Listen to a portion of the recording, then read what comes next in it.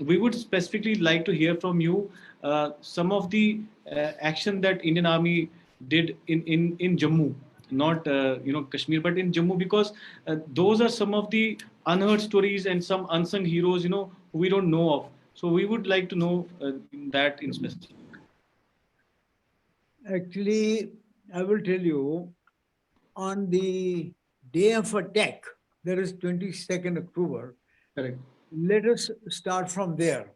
I'll take you little a resume of the events and then explain you briefly what exactly happened. On the 22nd October, I was in Srinagar. Okay. I was in Badami Bagh cantonment.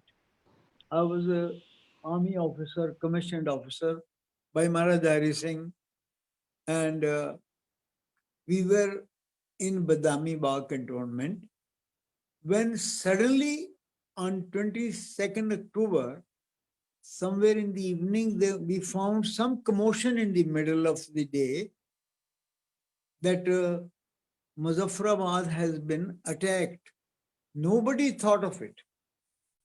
Although by that day of 22nd October, 5 crores of people had migrated from Pakistan to India and 5 crores from India to Pakistan. And about million people had been killed by that day, and millions of women raped, abducted, converted, and villages decimated, burnt. And a lot of people came to Jammu also. And some people came to Muzaffarabad. They settled down there. That was the 15th August story.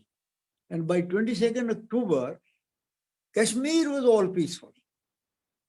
Jammu was also peaceful. There were no communal rights within the state at all. Now see what kind of state was Jammu and Kashmir state of Maharaja Hari Singh. On the day of 15th August, not a single communal case in the whole J&K state from Ladakh to Lakhanpur, whereas whole of India was burning, as I said. That is one thing to remember. And even by, but what happened in Jammu you mentioned? Immediately after 15th August, Pakistan had a plan, and that plan was made by the British. It was a treacherous plan, pure treachery with India, with Jammu and Kashmir, with Maharaja Hari Singh. And that plan was to carve out a state of influence to fight the next world war with Russia. They thought that Mahatma Gandhi's India, or even Nehru's India, or Hindu India, or whatever, they would not toe the line of Pakistan, of British or allies. They may not fight Russia. So they wanted to create a state, that is Pakistan, state of the Muslim along Russian border, then Afghanistan, and then on to the Middle East and the oil fields. This is all British plan for their own. It was extension of the great game of the 19th century. Remember that. Whatever happened, it didn't happen for Muslims. It didn't happen for Pakistan. It's a pure geostrategic, pure army, pure military, pure allied, pure world war and the world scene. Unfortunately, J&K state, being a strategic state, became pawn of it. And we suffered the brunt, and we are suffering for 73 years. And I don't know, now China has come in and Pakistan. We will continue suffering because of the location of the state. Other things were, British wanted Jammu and Kashmir to join Pakistan, for which Mountbatten came to Kashmir. I was in Kashmir that time in June. He had wanted to advise Maharaj Hari Singh that he should join by 14th August. When he missed him, he said, we'll talk the day you are leaving for Delhi. But then on that day, he became sick. He was not well. So Mountbatten understood that he doesn't want to join Pakistan. This one thing was clear in June. that Maharaja Hari Singh would never join Pakistan. Otherwise, why shouldn't he have met? He should have obliged Mountbatten. Yes, sir. And then got all the concessions from him and from this fellow Jinnah. But he had made up his mind. I will tell you why. Because I spent 1 month with Maharaja Hari Singh in 1954 when I was ADC with Dr. Karan Singh. Then I stayed for a month with Maharaja Hari Singh ji in his Nepean Sea Road. He never talked about Kashmir, Sheikh Abdullah. He never talked about anybody. But with references, I could find out why. We were trying to find out why didn't he accede to any of the union people wanted, that he wanted independence and all that. What I made out from there was that there was a Captain Diwan Singh with him who had resigned army service and stayed on with him. He passed away some years back. What I made out from there was that Maharaja Hari Singh, as you know, he always said, justice is my religion. And he felt 70% of the Muslims of the state were 70% were Muslim. 30% were Hindu, Sikh, Jain, Baudd, etc. So he was thinking that if I join Pakistan, which is a fundamental state, which is on religious grounds, so these 30% and even 10% Shias will never be happy in Pakistan. Whereas if he could join India, then all the 100% will be happy, because India was based on a democratic plural society.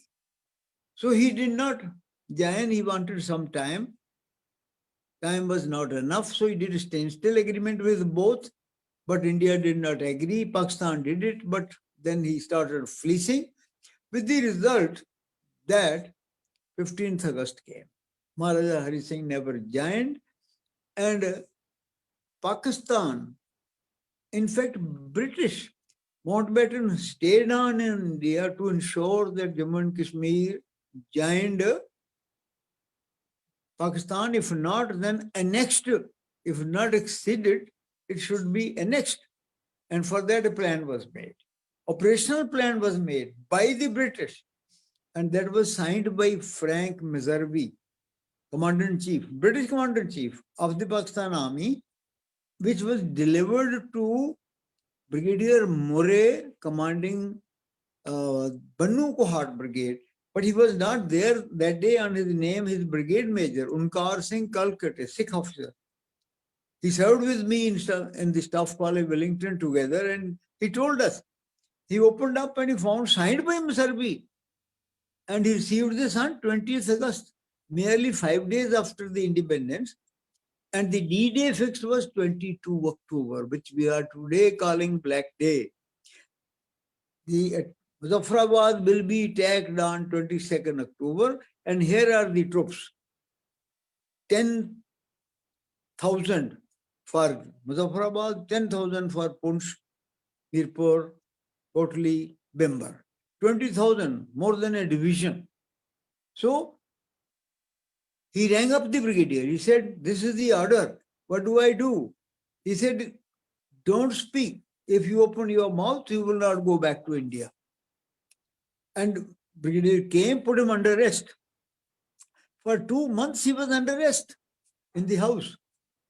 Somehow he was feeling very, very uncomfortable that India was going to be attacked on 22nd, and he was sitting tight here, knowing the fact that the attack is coming.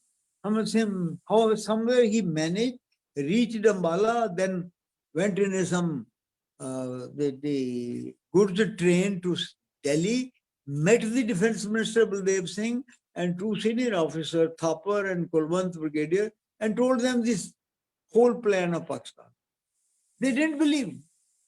They said, how can it happen? Pakistan Army is not yet existing. Who will?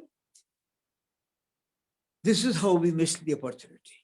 In fact, if Baldev Singh had told, if not Maharaja Hari Singh, by that time we had Mir Chand Mahajan, who became Chief Justice of India.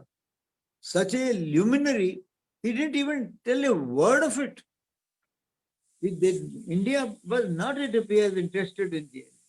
No standstill agreement, no accession, nothing. And then attack came on 22nd. And you know how they attacked? They had been advised by even I would say General Scott was a British officer, our commander, who was chief of staff.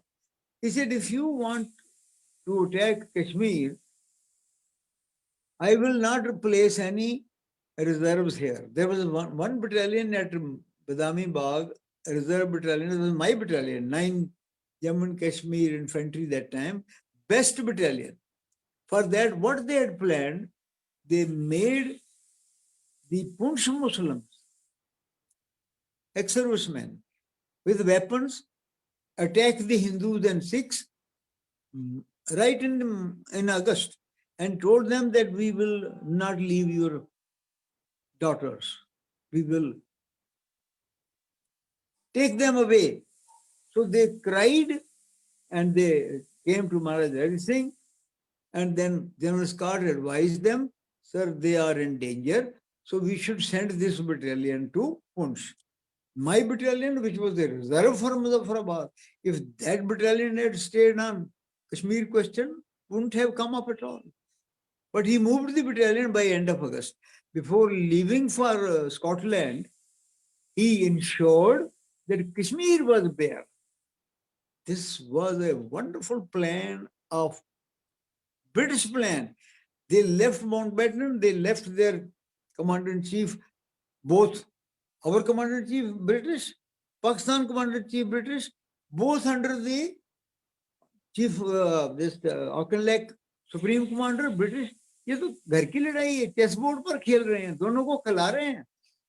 I remember I was told once that when our Jangad brigade was ready to attack Mirpur and capture Mirpur, in the evening, those both commander-in-chiefs talked that the Rawalpindi British commander-in-chief told him, what are you doing? If they come to Mirpur, they'll be 30 miles from where I am sitting. This is my headquarters, Pakistan's army headquarters. So you bring Indian army to Mirpur and Kotli? No, stop them at Jangad. So they didn't go beyond Jangad. People blame, now Maharaj Hari Singh did not accede. Nobody was accepting accession. Then Sheikh Abdullah also is party to it. They say, if this brigade goes to capture Mirpur, Kotli, then all the Dogra Muslims will not go to Pakistan. They'll stay, probably they'll disturb the balance, vote bank, whatever it is. So in Jammu, the Indian army was not probably allowed to move. They only went to Kotli, leaved it and came back. They left Kotli to Pakistan, Bimbar. So this whole area in Jammu was lost almost before 22nd October. 22nd October was the final assault on the valley, and that the 4th J&K, we had half Dogra Hindus, half Dogra Muslims, and they attacked them. It was the Dussehra day coming. So in the Dussehra, what we used to do or still do in the army, Muslims take on the duty on a Diwali day, Hindus take on the duties on Diwali, the Eid day. So there was a Dussehra. All the Muslim friends, they took the duties. Hindus, they left their weapons in the court. So the court was locked and the key lost. And on the night of 21st, 26th, they were all massacred. With the result, there was nothing there. And on the 23rd, 22nd, they kept on looting, what you say, raping, looting, and sending the women towards Hazara and all those areas. But on 22nd, when Maharaja came to know, he himself put a uniform. He said, let me go see what is happening. Of course, really, Rajendra Singh won't let him go. He collected whatever was there, about 100 men, and proceeded towards Muzaffarabad. It was raining, hailing, very cold, heavy, on the 22nd of October. stayed for the night in Udi, organized some defense, left some people. Next morning, he went towards Muzaffarabad. And when they reached Gadi, near short of Gadi, they saw hundreds of vehicles coming, fire going on, somewhere smoke. So they quickly took the position, put the troops on the ground, and then saw the vehicle coming. And look at these Dogras. Brigadier Jinder Singh was in the leading vehicle. He was commander-in-chief of an independent country on that day. And his officer, Captain Prithi Singh, who was Maharaj Hari Singh's palace guards company commander, Maharaj Hari Singh had sent him. He said, don't worry about me. You go and find out what is happening. So that officer with 3-4 people saw the vehicles coming. He attacked the first vehicle, killed the driver and everybody, drove the vehicle to this side.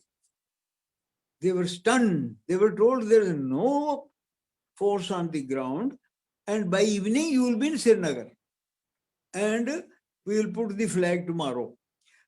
But when they found that their officer attacked their first vehicle, took away, then our own people did not know, because the vehicle was a Pakistani vehicle.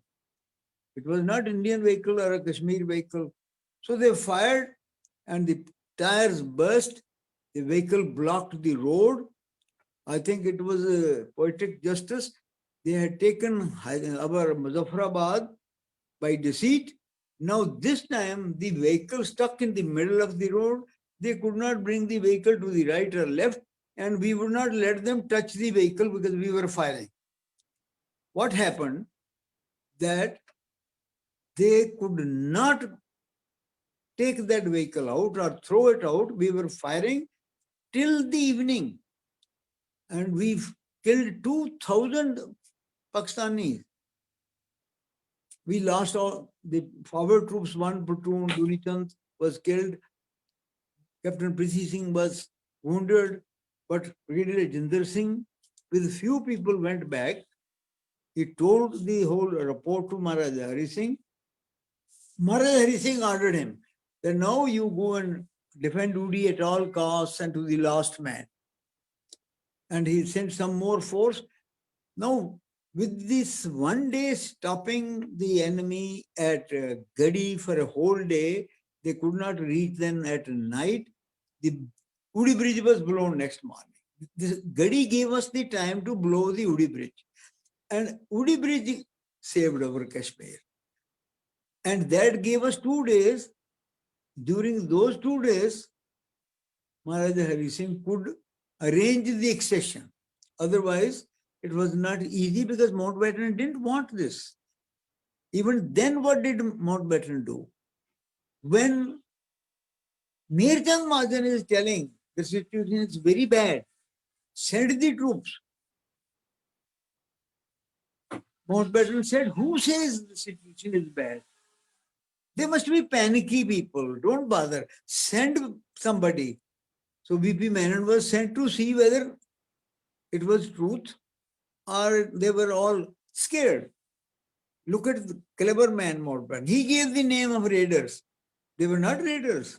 Even Brigadier who has written this book, he says, Nehru thought we were raiders. And we said we will teach him a lesson for calling us raiders. They thought it was an abuse.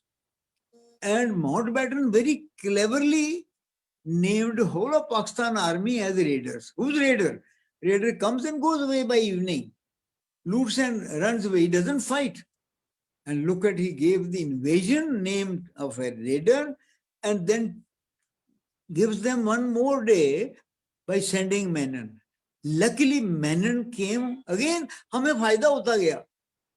वो वहां भी हुआ फायदा, जो हमने एक थोड़ा सा मिल गया. वो लूट रहे थे मुजफ्फराबाद. Now here क्या फायदा हुआ हमें कि मेनन ने महाराजा हरि सिंह को फोर्स किया कि आप जम्मू चले जाओ, नहीं तो वो रात को आके आपसे दस्तखत करवा लेंगे एक सेशन. और उसको शेख सारी उम्र, और आज तक हमारा नैरेटिव किताबें ये कहती हैं कि महाराजा हरि सिंह भाग गया. अभी ये 21 आया है, ये 22 ब्लैक डे हम मानते हैं, तो कम से कम ये जो गलत बातें हैं, I hope these will be corrected. That is the advantage of now speaking. We are talking, public is watching, listening. Otherwise, this was a closed story. So when he went to Jammu, 25th, he went back. He said, yes, situation is bad, army should be sent. He said, no, army will not be sent until the instrument accession is signed. So one day more was, see the cleverness of Mountbatten. Though then, if 25th ko wo aa jate, then Uri would have been saved. Nothing would have happened. 26th aa jate, even then, Mohra would have been saved also. But they came 27th, partly Baramulla was lost. This is how the accession took place, and this is how the attack took place. And Jammu, we don't talk about. By this time, Jammu had already lost. Jammu, Kathua, Samba, they had been fighting for 2.5 months. Right from 1st September onward, they were fighting. Whole of September, whole of October, and even partly August. So this is the situation of, that's why we call it now 22nd October, because officially signed by the British people to attack Muzaffarabad. And the second part of it, which we won't touch now, 5 days, 7 unfolded, was Gilgit Baltistan. Similar thing. And that was another big story. Now we won't take up. But this is how Brigadier Rajendra Singh saved Jammu and Kashmir. No one else. If he had not saved the airport, he had not saved the valley, he had not given the time for signing first the parlays, then signing of the accession, and saved the airport. He died 27th morning, 2 o'clock. The road was blocked. He died on the road to Baramulla. No vehicle could come ever. So within 6 hours, the army landed. So airport was saved. This is what Brigadier Rajendra Singh's action people have forgotten. Yes, we talk of Makbul. He was a 19-year boy. We didn't know where he was, but he found it and he misguided them. Good enough. But who gave Makbul time to misguide them?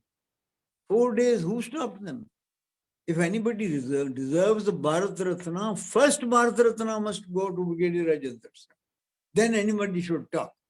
No other man. He was like General Rawat of the Indian Army, independent country, commander-in-chief. He was a commander-in-chief of independent country. And he said, give me pistol. Maharaja Hari Singh had told me to be the last man. And I want to remain as the last man. And he remained the last man. And he was lost. We don't know where he went. So this is the sacrifice. With 100 Dogras, he saved the state.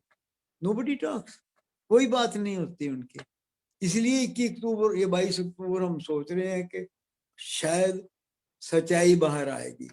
But I must tell that this point has not been discussed, raised, even in the SKICC seminar by the Lieutenant Governor. Again, Jammu people will feel that they are again being ignored, discarded. That is a very sad affair. Very sad. I hope they make money. Why didn't they hold 2 seminars?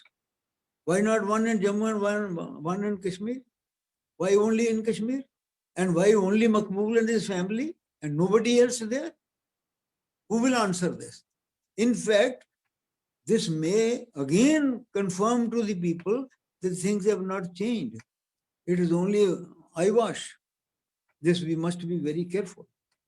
I have seen it personally with my own eyes. I have been 3 times posted in Udi. I've walked on the area where Brigadier Rajendra Singh died, where bridge was blown. I've seen that bridge. Here is a photograph with me. And unless things are mended, then again people will say this is only narrative. It's a change of narrative only, not a reality, not a truth. Unless the truth comes out, if we say black means now the truth is out. But I'm glad that you're holding this. I hope people will watch this, listen this, There is nothing in our Jammu University. Mattu were for 6 years the Vice Chancellor. I've been telling him I had started this strategic studies department. I said, study how the Dogras conquered Ladakh, Gilgit, Baltistan in 1841. General Zorawar Singh, no study. What he studied? The cultural aspects of Pakistan in the Jammu University. And now he was pleading. He didn't talk of the J&K State Force. He didn't. Hasnain was telling it 3 times, Brigadier Rajendra Singh, but Mattu didn't say a word of Brigadier Rajendra Singh. It's a very sad affair. We should recognize such people. We should be careful about such people. They will again change the narrative because they're capable of changing. They're intelligent people, clever people. They're Jawaharlal Nehru University studied.